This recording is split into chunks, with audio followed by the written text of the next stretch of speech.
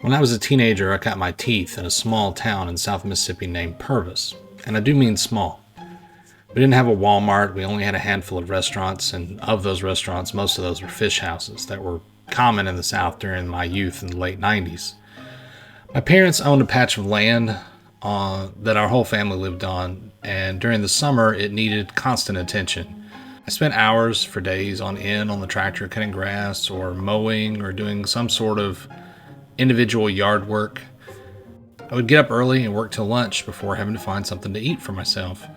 Both my parents worked some 30 miles away in a nearby larger town, and so I often was by myself for lunch.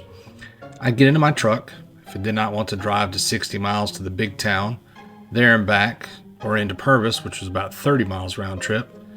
I lived in the middle of nowhere. I really only had one choice for a place to eat.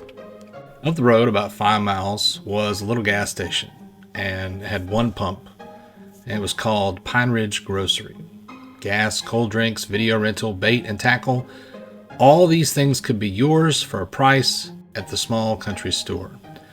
My parents had an account at the little whistle stop, and I would walk in all summer and get what I wanted and say, put it on the tab. But also in the back, past the fridges that held the soft drinks, was a small 2-table diner with an open kitchen. Every day during the summer, a small older lady would stand over a little griddle in the same room and make hamburgers for the hungry farmers coming in for lunch, and I was a regular customer from June to September. She knew exactly what I wanted when I walked in the door: cheeseburger, dress, no onions, and fries on the side. She would call out no sooner than the bell had rung and I had entered the room. "Yes, ma'am," I would call as I walked toward the right table, as if it was reserved for me. I stopped along the way and picked up an ice-cold Barks root beer. I would enjoy the sweet perfume, fragrant that is the sizzling patty on the grill, and American cheese melting on top of the hamburger patty. The room was hot. The grill easily overcame the little air conditioner window unit that they had in the corner. That said, it was still cooler than outside, and honestly, sitting there covered in dust from cutting grass, I was hardly comfortable anyway. But I was hungry. And within a minute or two, I was holding a warm, freshly wrapped hamburger, waiting to devour it only as a hungry teenager can. It was always exquisite, juicy but not messy, topped with fresh vegetables that often came from the owner's own garden that you could just barely see when pulling up to the gas station headed towards town. The perfect mixture of condiments, not too much ketchup, just enough mayonnaise and a pinch of salt. The bun itself was standard, not anything special, I suppose, but always fresh and never stale. I could, and often did, eat more than one, and relished every bite, washing them down with my cold root beer. It remains to this day the best hamburger I have ever eaten, and I doubt anything will ever come close to it. Unfortunately, like many things from my youth, the old country gas station is no more. The owner, a kind gentleman that was always willing to converse on the latest small-town gossip, got cancer and passed away several years ago.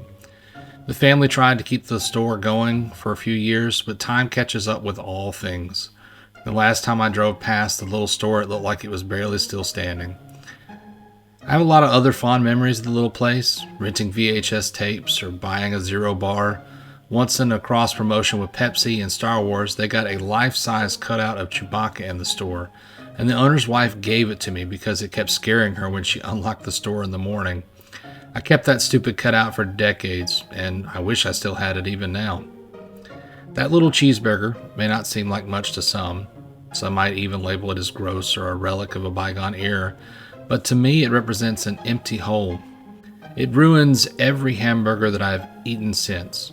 I think that is why nostalgia is such a powerful balm for people. Through it, we refill some of the joy of our youth that has escaped year after year with the loss of our innocence. I look around and am painfully aware that things are changing, and change is good. Many of the changes of today bring me a different kind of joy, an optimism for tomorrow. But some things will inevitably be lost to time. The best hamburger I have ever eaten, I will never eat again, and I will never be able to top my memory of it. Maybe in reality, nostalgia has blinded me to the truth, but it hardly matters, does it? Like many things in my life, it is gone, and it's not coming back. So I feel compelled to immortalize it in the only way that I can. Thanks for the memories, Pine Ridge Grocery. But most of all, thanks for the perfection in a bun that sustained me through long hot summers in the South with a side of Barks root beer.